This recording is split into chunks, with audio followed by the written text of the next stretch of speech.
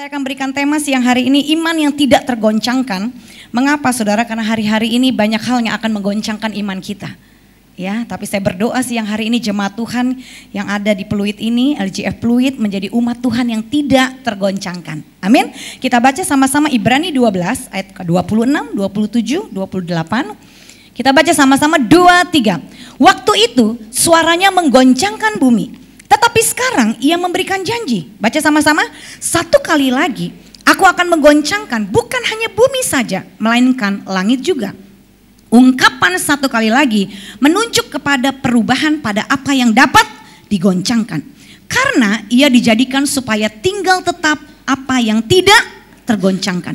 Jadi karena kita menerima kerajaan yang tidak tergoncangkan, marilah kita mengucap syukur dan beribadah kepada Allah menurut cara yang berkenan kepadanya dengan hormat dan takut akan Tuhan. Amin saudara. Semuanya akan digoncang. Ya, hidupmu dan hidupku akan digoncang. Supaya tinggal tetap apa yang tidak tergoncangkan. Apa menurut Bapak Ibu yang tidak tergoncangkan? Yang tidak bisa digoncang? Ayo, firman Tuhan yang bilang semuanya akan digoncang. Supaya tinggal tetap apa yang tidak tergoncang. Apa itu yang tidak akan tergoncang? Ekonomi akan digoncang. Rumah tangga kita akan digoncang. Hidup kita pribadi akan digoncang. Suami kita, istri kita, anak-anak kita akan mengalami goncangan. Ya, pabrik yang besar yang kita punya akan mengalami goncangan. Pelayanan yang kita punya yang besar akan mengalami goncangan. Semuanya akan tergoncang. Alkitab yang berkata. Bahkan bukan hanya bumi, langit juga akan digoncang. Supaya tinggal tetap apa yang tidak dapat digoncang. Nah itu apa yang tidak dapat digoncang? Kerajaan Allah yang tidak tergoncangkan. Jadi apa itu kerajaan Allah yang tidak tergoncangkan? Semuanya akan berubah, tapi hanya satu yang tidak berubah. Apa itu? Ayo. Langit dan bumi akan lenyap. Tetapi firman Tuhan tetap untuk selama-lamanya. Berarti, ya, bagaimana caranya kita menjadi seseorang yang tidak tergoncangkan? Bagaimana supaya iman kita tidak tergoncangkan? Bagaimana di satu situasi yang sangat menggoncang kita sekalipun kita tetap bisa berdiri dan menghadap Tuhan. Maju terus di dalam Tuhan, tetap berdoa, tetap beribadah, tetap percaya. Bagaimana caranya? Kita harus hidup dalam firman. Jadi kalau Anda mau tidak tergoncang hari ini mulai sering-sering baca firman Tuhan. Jangan cuma dengar Pak, Bu di gereja itu gak cukup, nanti tergoncang. Ya. Satu gereja karpetnya basah saudara. Saya lagi pelayanan gereja besar, karpetnya basah. Ya. Kalau karpet basah lama-lama timbul bau tak sedap. Ya kan? Bener gak? Ini kasus nih, AC-nya udah dibenerin berkali-kali tetap kasus. Tahu apa yang terjadi? Umat Tuhan bersungut-sungut. Ya. Pemimpin ibadahnya bilang, Bu Sandy, ini udah bener nih Bu. Minggu kemarin setengah hampir kosong. Hah? Apa Pak? Setengah kosong. Kenapa Kak? Pak menurut Bapak kosong. Pada komplain karpetnya bau. Astaga saudara, karpet bau aja komplain gak ke gereja saudara. Maaf ya, betul saudara. Kalau sekiranya minggu depan AC di tempat ini bermasalah panas, saudara tetap ke gereja gak? Kita gak usah bicara goncangan yang aduh yang gimana dulu ya saudara ya. Karpet bau, gak ke gereja gimana saudara ya. Sekali-sekali mesti diizinkan jemaat Tuhan ya, sekali-sekali ibadah ya, listriknya mati ya kan. Boleh juga di LGF ini diuji, ya. Tapi jangan dicoba-coba dibuat-buat. Kalau memang nggak disengaja dari PLN harus mati, di situ ketahuan tuh mana umat Tuhan yang tinggal tetap dan tidak tergoncangkan. Mana umat Tuhan di saat ibadah panas yang tetap bersyukur dan tetap memuji Tuhan. Amin, saudara. Lihat ya, seringkali kita tergoncang bukan dengan keadaan yang parah, yang hebat. Hal-hal kecil bisa menggoncang iman kita, saudara. Aduh.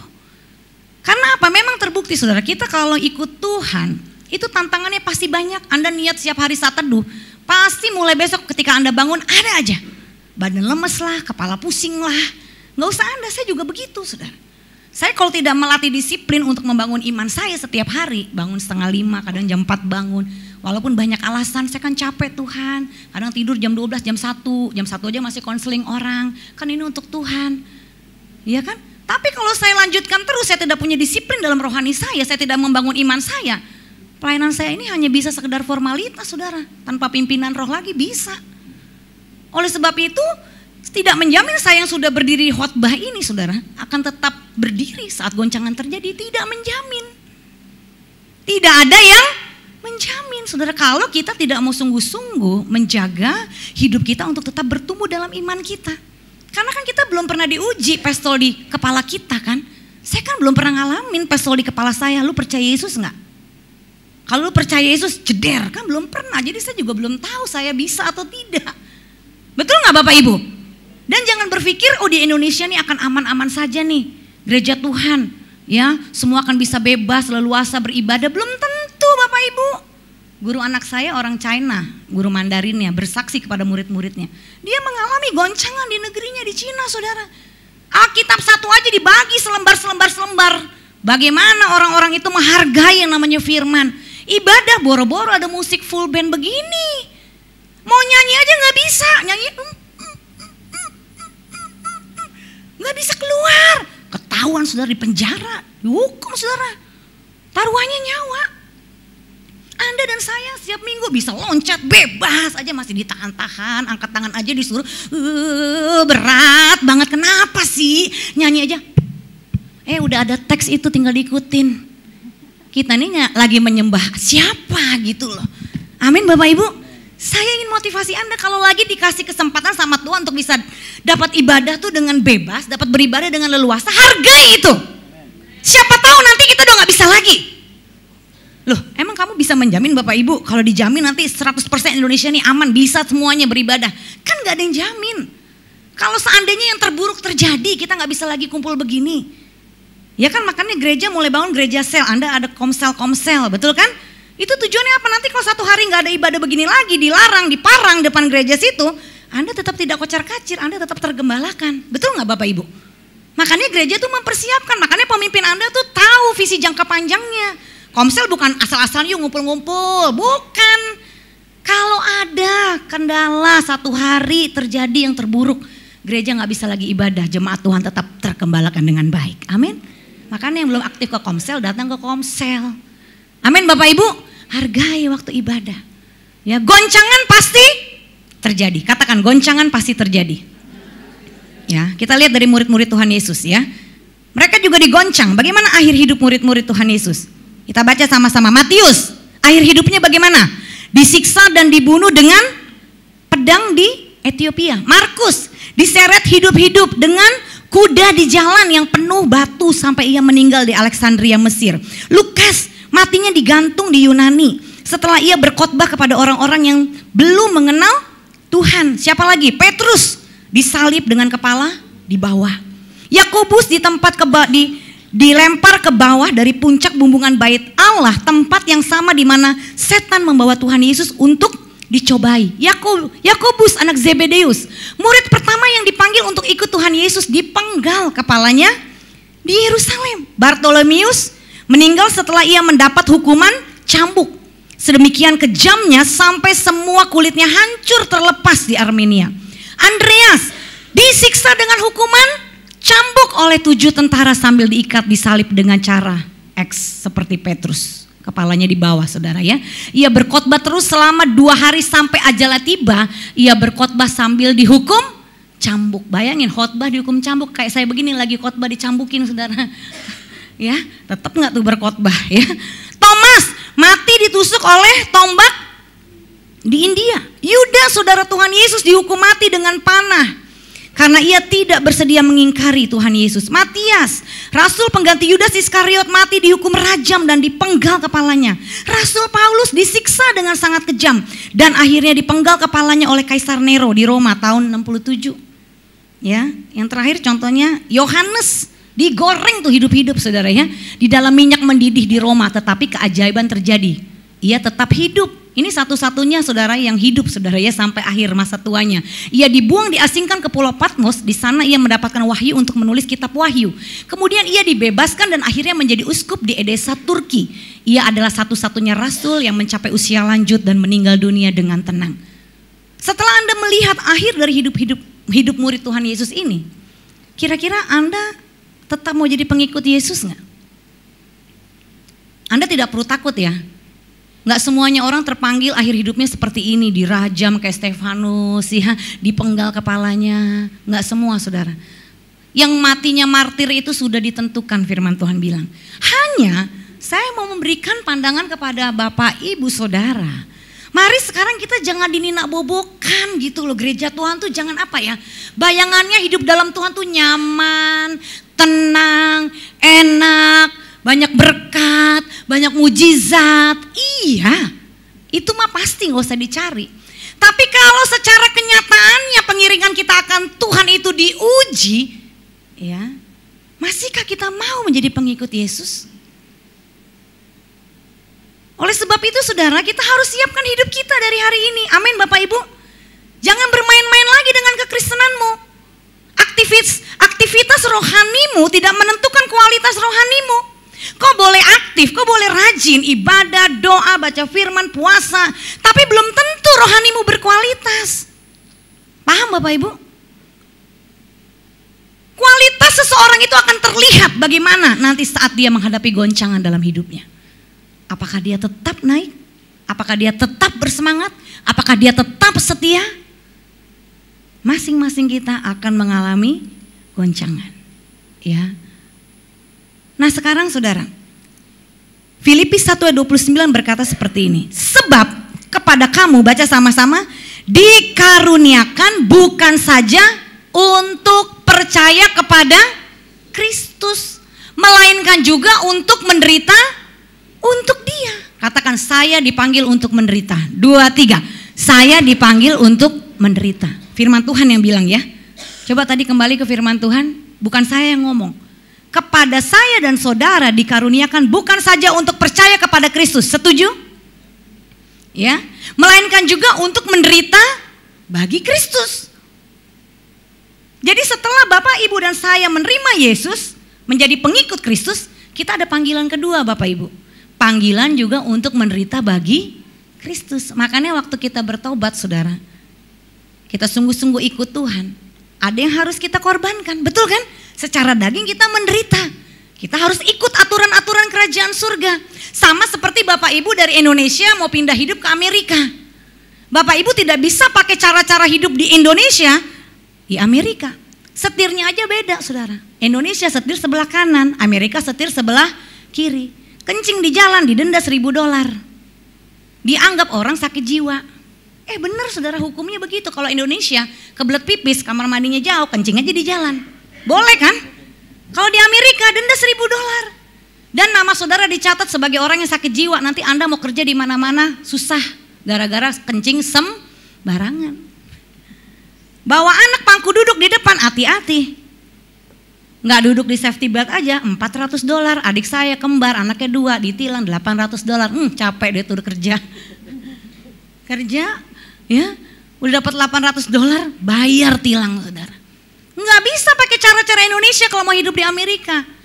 Orang Indonesia yang mau hidup di Amerika harus mengikuti seluruh peraturan negara Amerika. Kalau enggak, menderita dia saudara. Ya, oleh sebab itu saudara, mengapa kita harus menderita karena Yesus? Ya, nanti kita akan sambung masalah yang tadi itu ya.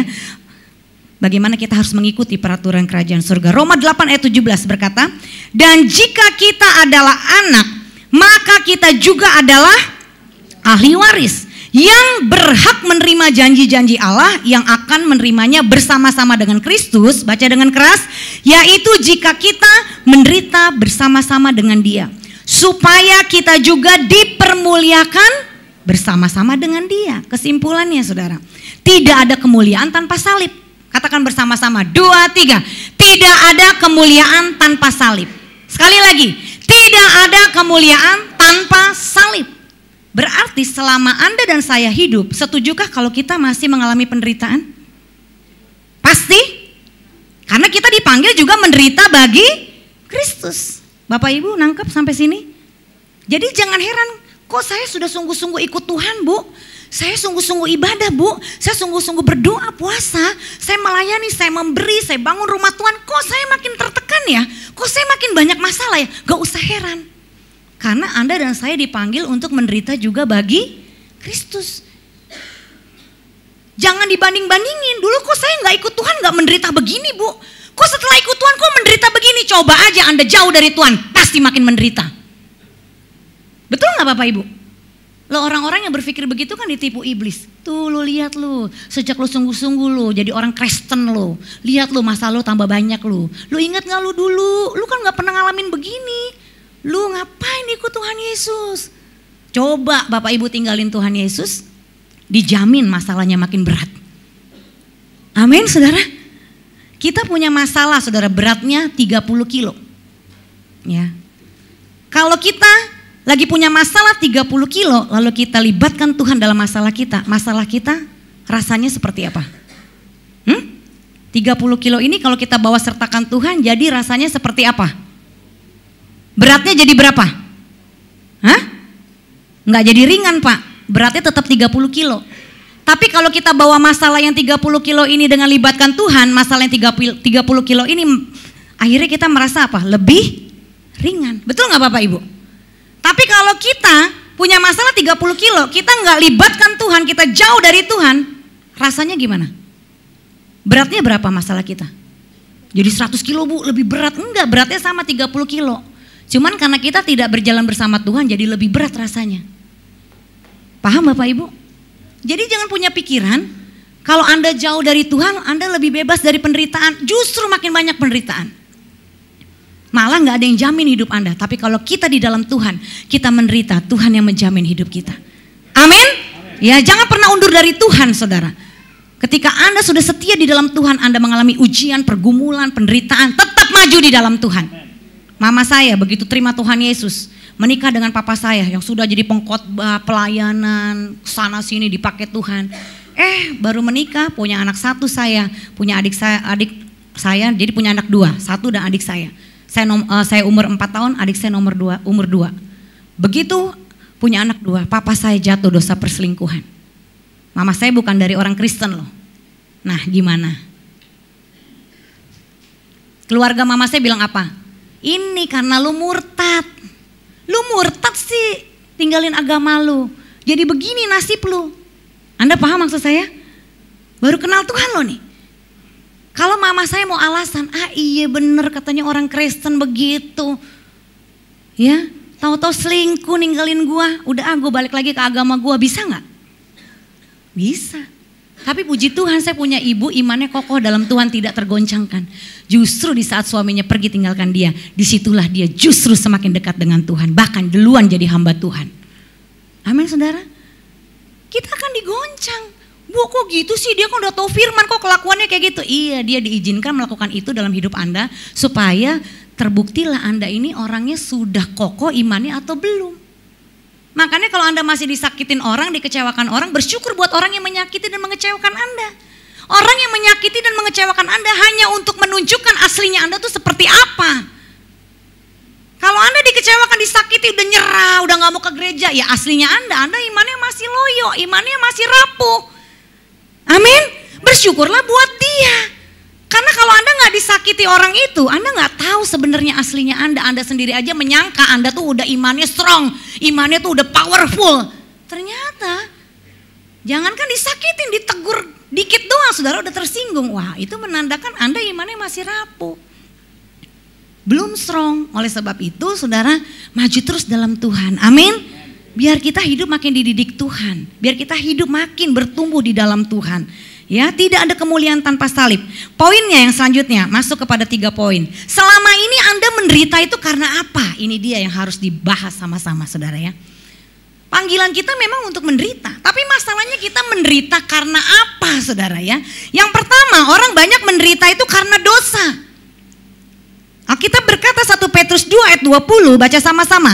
Sebab dapatkah disebut pujian jika kamu menderita pukulan karena kamu berbuat dosa? Tetapi jika kamu berbuat baik dan karena itu kamu harus menderita, maka itu adalah kasih karunia pada Allah. Ya kalau saudara sekarang memang menderita karena dosa, ya itu karena kesalahan saudara sendiri. Paham saudara? Sama kayak orang Indonesia tadi yang pindah ke Amerika. Amerika punya peraturan sendiri. Seumpama dia tidak mau mengikuti peraturan di negara Amerika, ya hidup dia menderita. Kenapa menderita? kerja banting tulang siang malam ngumpulin dolar, habisnya duitnya cuma bayar tilang. Makan jadi susah. Kenapa? Karena dia melanggar aturan.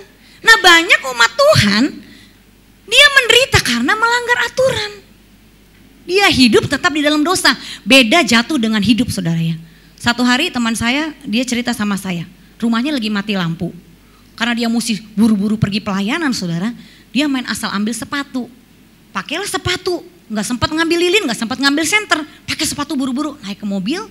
Begitu sampai di tempat pelayanan kan terang kan, dia lihat ke bawah, aduh sepatunya satu coklat satu hitam, saudara ya, jelas banget lagi, beda saudara. Wah, apa rasanya? Malu, udah naik mimbar, saudara, bapak ibu jangan lihat sepatu saya ya, saya hari ini memang salah pakai sepatu karena tadi di rumah saya mati lampu, ya kan? Ya mau nggak mau deh tuh. Khotbah pakai sepatu belang-belang. Besok-besok kalau dia mau berangkat pelayanan lagi mati lampu, mungkinkah dia pergi ambil sepatu tanpa nyalain senter atau lilin? Saya percaya hamba Tuhan ini, saudara, biar mau gimana seburu-burunya dia tetap paksakan nyalain dulu lilin dan atau senter, betul nggak? Supaya tidak terulang kesalahan yang sama pakai sepatu belang. Amin Bapak Ibu? Iya kan? Nah itu kesalahan. Kalau Anda dan saya melakukan kesalahan, yang pasti Anda dan saya tidak akan pernah mau mengulang lagi. Teman saya buru-buru sebelum khotbah dia kencing, saudara. Begitu sampai mimbar orang ketawa-tawa, ketawa-ketawa. Aduh dia risih, ada apa nih kok pada ketawa ngeliatin dia. Resletingnya belum ditarik, saudara. Jadi di mimbar ini resletingnya kebuka. Aduh dia malu, maaf Bapak Ibu, balik ke belakang, tarik resleting. Ini kejadian benar, saudara. Lalu apa yang terjadi? Besok-besoknya apakah teman saya ini kalau khotbah akan dengan sengaja habis kencing nggak periksa ininya? Pasti yang dia periksa apanya? Resletingnya. Betul nggak Bapak Ibu? Itu kesalahan. Kalau kesalahan kita tidak akan pernah mau mengulanginya. Tapi beda kalau kita hidup di dalam dosa. Kalau yang namanya dosa itu mengikat Bapak Ibu. Kalau kesalahan itu tidak mengikat, kalau dosa itu mengikat.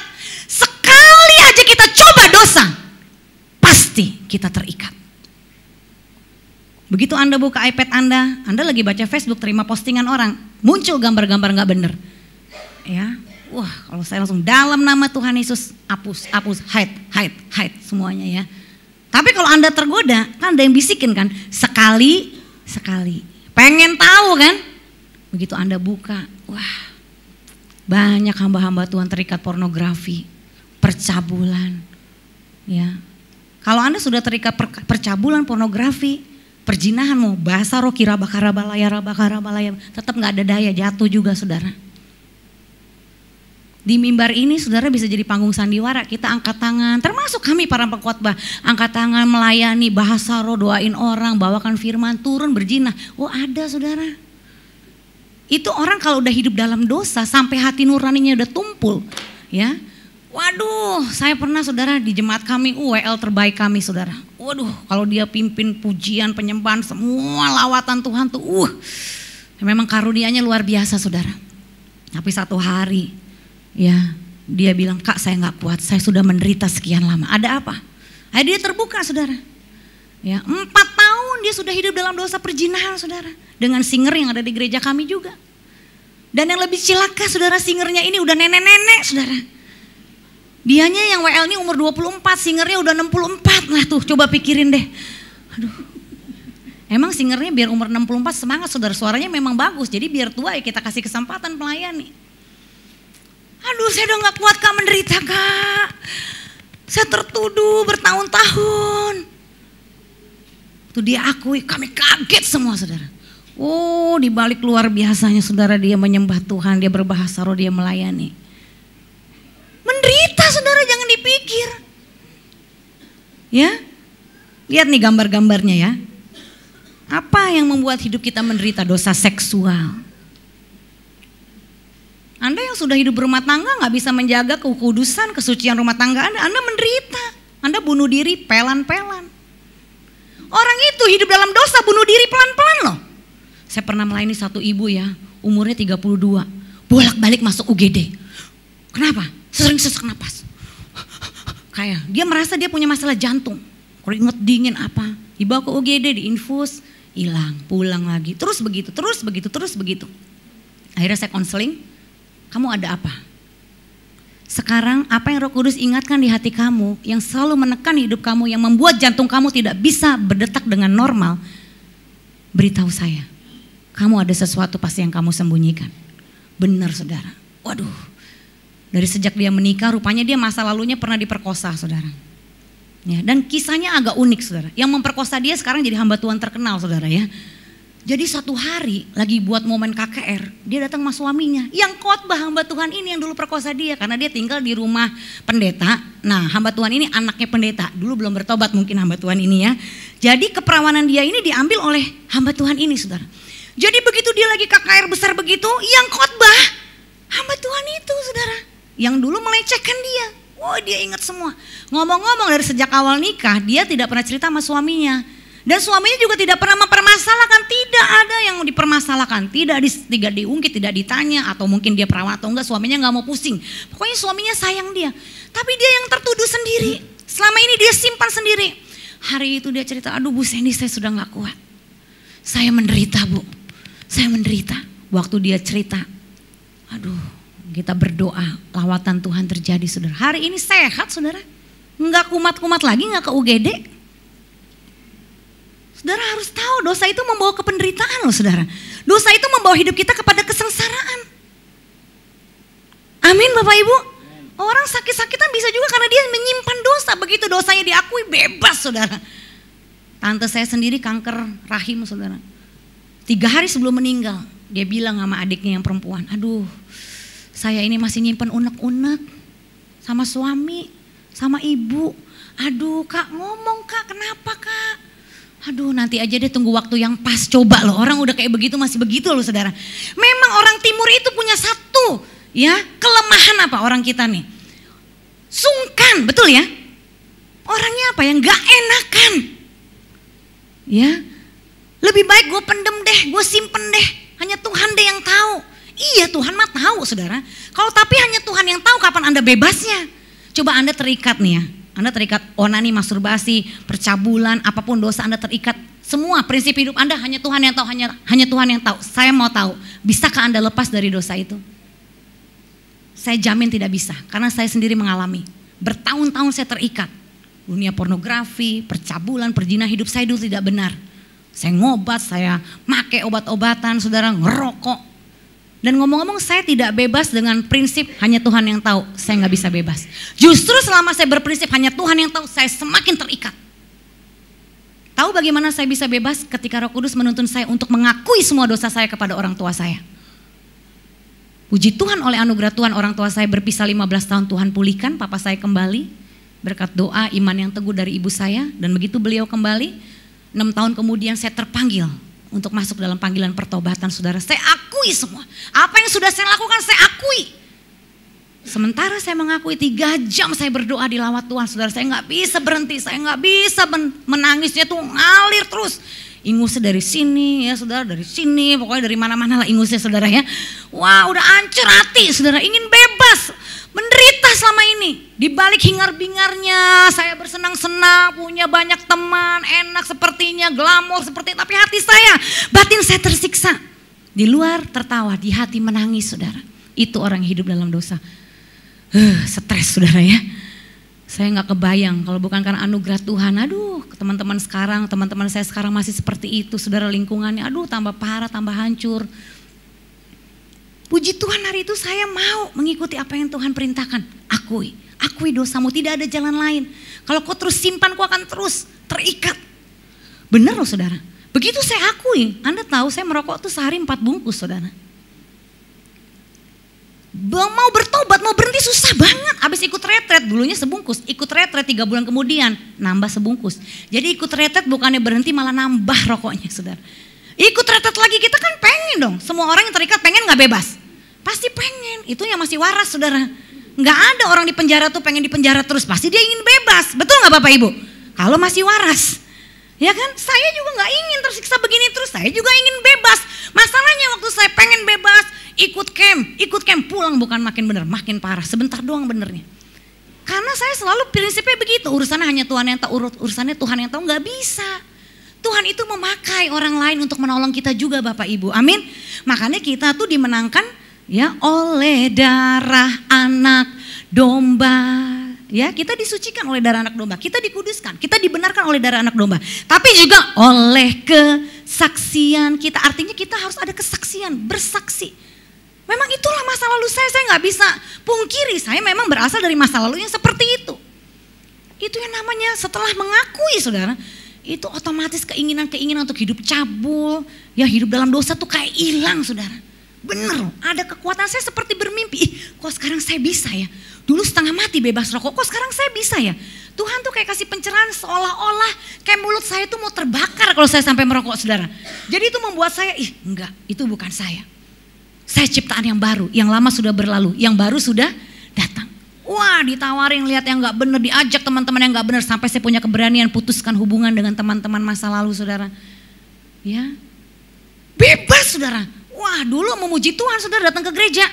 Nunduk mulu, aduh orang berdosa Tuhan gak layak. WL suruh angkat tangan, aduh boro-boro angkat tangan, mau ngangkat muka aja begini, aduh berat saudara. Bener berat.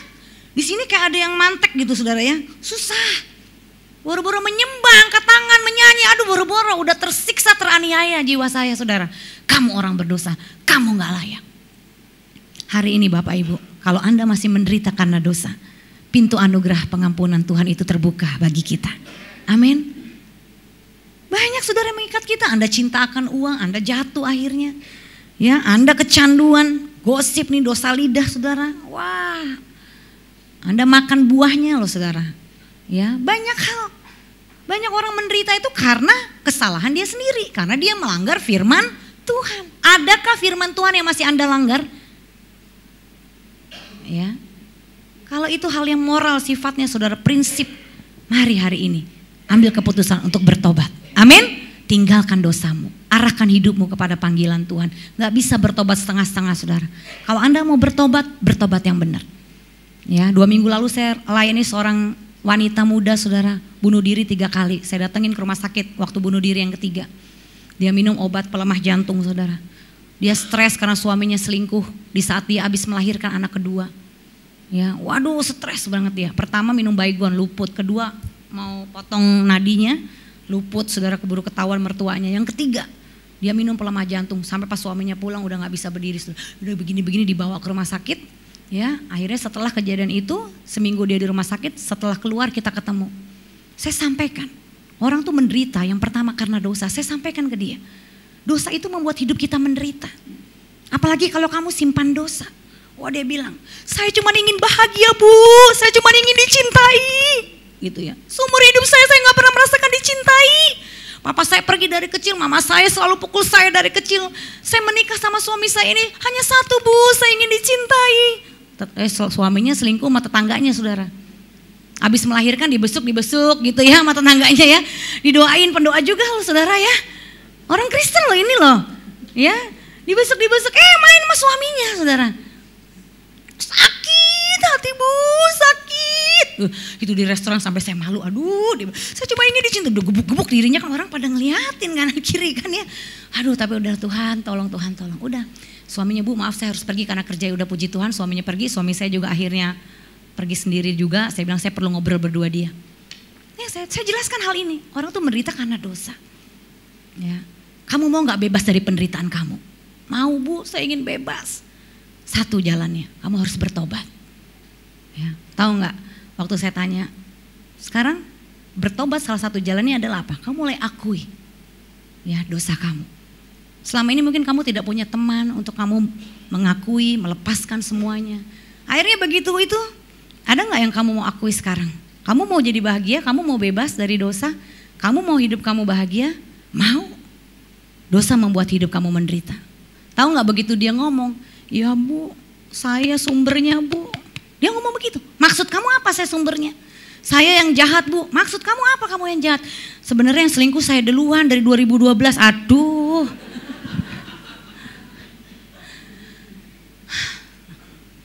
Dari tahun 2012 berapa orang? 3 Bu. Aduh. Ya itulah kenyataannya. Tahu nggak Anda? Anda kalau simpen dosa, Anda kan tiap hari dipentungin setan. Tuing. Kalau Anda buat dosa, selama hati nurani Anda masih murni, Anda tertuduh kan? Anda tersiksa kan, bener gak? Kamu berbuat dosa, kamu tidak berkenan, ayo kamu akui, kan ada yang nyuruh, betul gak? Kamu bertobat, kamu langgar, kita cuekin, kita abaikan, kan makin tersiksa. Lah dia tiap hari bayangin dari tahun 2012 sampai tahun 2017 dia tutupin, sementara suaminya itu gejala awal baru mulai ketahuan, belum sampai jauh, belum sampai hubungan seks, jadi baru suka-sukaan. Tapi justru kan baru suka-sukaan ini kan yang lagi bener-bener dopamin nih kan, lagi ger-geran nih, pegangan tangan aja kayak listrik begitu saudara kan. Ya jadi dia tuh aduh tersiksa gitu ngelihat suaminya, memang suaminya akui saya cinta sama dia, memang suaminya akuin. Tapi suami aku, saya belum jatuh gitu, baru mau mulai dan dia mau dipulihkan dan dia mau bertobat. Istrinya tiap hari tuding kamu begini. Saudara, ternyata itu lampiasan dari apa?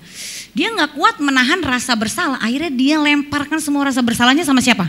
Sama suaminya yang pas bersalah. Udah poinnya begitu jadinya. Saling lempar-melempar saudara. Menderita saudara. Dosa itu membuat hidup kita menderita karena upah dosa mau. Hari ini kalau Anda masih menderitanya di tahap karena Anda masih berbuat dosa, berbaliklah saudara kayak anak yang terhilang. Menderita dia, makan aja mau makan sisa ampas makanan babi aja nggak boleh loh, menderita loh hidup dalam dosa. Miskin papa, apalagi ya, kalau udah sampai tingkatnya level kebutuhan primer, orang tuh berdosa nanti sampai level kebutuhan primer, mau makan aja itu sampai susah. Itu kan anak bungsu kan, mau makan sisa makanan babi aja nggak boleh kan. Ayo cepat berbalik saudara. Kembali kepada Tuhan. Amin. Tuhan pasti akan pulihkan. Yang kedua, ya, kalau kita karena dosa itu harus membawa kita kepada pertobatan. Ya, banyak orang menderita juga karena kebodohan, ketidaktahuan, kemalasan, kelalaian. Ya karena bodoh. Orang bodoh tuh sama orang bebal beda. Orang bodoh 2 tambah 2 sama dengan 5 bu.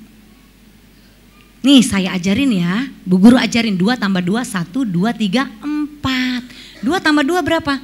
5. Dia bilang, bukan, 2 tambah 2 itu 4, 1, 2, 3, 4. 2 tambah 2 berapa? Iya 4, tuh orang bodoh. Kalau orang bebal, 2 tambah 5 berapa? 11. Yuk kita belajar yuk, 2 tambah 5. 1, 2, 3, 4, 5, 6, 7. Jadi 2 tambah 5 itu 7. Ayo sekarang 2 tambah 5 berapa? 11 gitu kan. Ayo kita belajar lagi ya. 2 tambah 5 itu tuh 7. Emang kalau gue mau 11 lo mau apa? Nah lo. Hidup gue. Lu jangan ikut campur urusan gue ya. Suka-suka gue. Waduh. Tapi ngomong-ngomong ada orang kayak begitu. Ngomong-ngomong saya juga dulu begitu saudara. Hidup gue. Jangan ngurusin gue. Ya.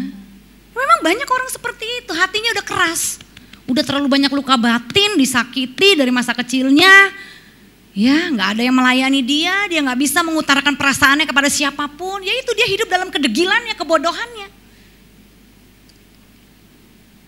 Firman Tuhan disampaikan berkali-kali, udah ikut camp pria, camp wanita, pembinaan, komsel, didoain, dipuasain, ya balik maning, tetap bodoh.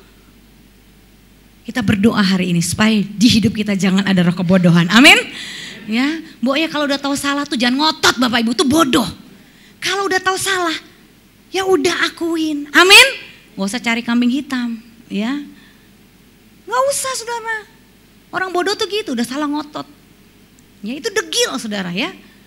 Terus apa? Ya kita jadi bijak gitu loh. Iya ya kemarin saya pernah jatuh di sini. Saya hati-hati. Saya pernah jatuh di bidang masalah perjinahan, pornografi, hal-hal yang berbau, ya, hal-hal percabulan. Saya jaga. Saya nggak akan pernah mau di mobil berduaan dengan lawan jenis. Itu sudah komitmen kami suami istri. Ya, jadi kalau keluar kota kemana? Kadang-kadang saya keluar kota dijemputnya kok cuman sendiri sama bapak-bapak. Saya bilang, saya telepon aja, Bu, saya nggak mau berangkat Bu. Kenapa Bu? Itu yang jemput kenapa cuman sendiri bapak-bapak? Ibunya mana? Saya bilang gitu. Saya nggak mau dijemput sendiri. Wah kalau terpaksa udah saya duduk di belakang saudara. Saya gak mau merasa sok kuat. Saya jaga bener hal itu. Kenapa? Karena memang latar belakang saya lemah di area itu. Itu baru bijak. Jangan udah dulu gagalnya di situ sok-sokan. Oh sekarang gue udah kuat, Gak ada saudara kayak begitu. Amin. Justru karena pernah jatuh di area itu kita harus lebih ekstra waspada. Jangan main api. Gak usah anter-anteran saudara, pulang sendiri. Sekarang banyak Gojek, banyak Uber. Aduh, Bener loh, saya sampai doa malam tuh dulu dari jam 10 sampai jam 5 di gereja kami. Sekarang dari jam 7 sampai jam 9 aja, tapi aman. Kenapa? Gara-gara numpang. Awalnya mulanya biasa saja. Betul gak? Numpang. Besoknya kejebak sama satu anak muda. Itu bapak lagi main ke rumah si janda itu, saudara. Waduh.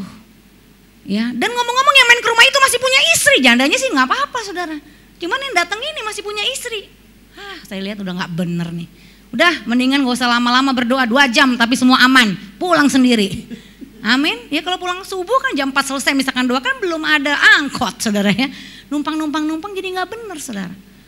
Ya kadang orang gitu, udah gagal sekali dia tetap bodoh. Jatuh di lubang yang sama. Udah dong, jadikan kegagalan kita, kesalahan kita itu pelajaran yang berharga. Amin Bapak Ibu. Jangan kita malah sok-sok kuat, jangan. Saya nggak berani loh saudara. Saya bilang Tuhan saya lemah di area itu. Kalau saya kuat itu semua karena anugerah Tuhan. Saya tidak mau buka celah sedikit pun. Mau BBM, ada suka Bu Sandy saya mau cerita masalah saya. Pak Bapak telepon, Bapak WA suami saya. Bukan sama saya. Iya saya tegas, suami saya juga begitu. Kita sama-sama saling menjaga. Gak ada konseling lawan jenis gitu saudara, gak ada. Ya, harus laki sama laki, perempuan sama perempuan. Mau basar sekencang apapun kalau laki sama perempuan terus saudara, jatuh juga. Bener. Amin Bapak Ibu. Ya jangan bodoh, jadilah bijaksana ya. Kita harus paham ya, kita harus mengerti bahwa apapun dalam hidup kita harus waspada. Ya, kita jadikan Tuhan benar-benar prioritas pertama dalam hidup kita. Ya, kita terus libatkan Tuhan. Amin. Amsal 5 ayat 23, ia mati karena tidak menerima didikan dan karena kebodohannya yang besar ia tersesat. Makanya Bapak Ibu hati-hati kalau mendidik anak ya. Harus waspada, bawa anak kita kepada kebenaran firman Tuhan. Amsal 13 ayat 18, kemiskinan dan cemooh menimpa orang yang mengabaikan didikan, tetapi siapa mengindahkan teguran ia dihormati. Untuk yang malas Bapak Ibu harus jadi bijak ya. Hai pemalas, berapa lama lagi engkau berbaring? Bilakah engkau akan bangun dari tidurmu? Tidur sebentar lagi, mengantuk sebentar lagi, melipat tangan sebentar lagi untuk tinggal berbaring. Maka apa akibatnya? Maka datanglah kemiskinan kepadamu seperti seorang penyerbu dan kekurangan seperti orang yang bersenjata. Oleh sebab itu untuk dosa ini saudara, untuk masalah kebodohan, ketidaktahuan, kemalasan, kelalaian, kita harus belajar hidup bijaksana, penuh hikmat dan disiplin. Ya, oleh sebab itu firman Tuhan bilang untuk pemalas, hai pemalas, pergilah kepada semut, perhatikanlah lakunya dan jadilah bijak. Amin Bapak Ibu. Ya, kita mau bertobat dari kebodohan kita tinggalkan, kita mau berhikmat, kita minta pimpinan Tuhan, kita mau belajar disiplin. Yang terakhir, kita menderita karena nama Tuhan. Ini baru benar, membawa hidup kita kepada kebahagiaan dan kemuliaan. 1 Petrus 3 ayat 13-14 baca sama-sama. Dan siapakah yang akan berbuat jahat terhadap kamu jika kamu rajin berbuat baik? Tetapi sekalipun kamu harus menderita juga karena kebenaran, kamu akan berbahagia. Sebab itu janganlah kamu takuti apa yang mereka takuti dan janganlah gentar. 1 Petrus 4, berbahagialah kamu jika kamu dinista karena nama Kristus, sebab roh kemuliaan yaitu roh Allah ada padamu. Baca yang kuning sama-sama. Janganlah ada di antara kamu yang harus menderita sebagai pembunuh atau pencuri atau penjahat atau pengacau. Namun tetapi apa? Jika ia menderita sebagai orang Kristen, maka janganlah ia malu, melainkan hendaklah ia memuliakan Allah dalam nama Kristus Yesus. Saudara, Tuhan mau kita menderita karena yang ketiga, karena kita melakukan kebenaran dan karena kita hidup taat kepada perintah Tuhan. Amin. Hari ini saudara, mari kita bangkit saudara. Ya, kita bangun iman kita. Di tengah-tengah kota kita sedang ada pergumulan yang berat saudara ya. Semuanya digoncang, semuanya diuji, semuanya saudara yang asli-asli itu dibongkar, yang hidup dalam kepalsuan saudara, semuanya pokoknya dioyok-oyok saudara ya, supaya benar-benar tinggal tetap apa yang tidak tergoncangkan. Mari kita bangkit saudara, kita bangun iman kita supaya kita menjadi pribadi-pribadi yang kokoh di dalam Tuhan di saat goncangan itu terjadi. Mari kita bangkit berdiri sama-sama. Terima kasih Tuhan Yesus.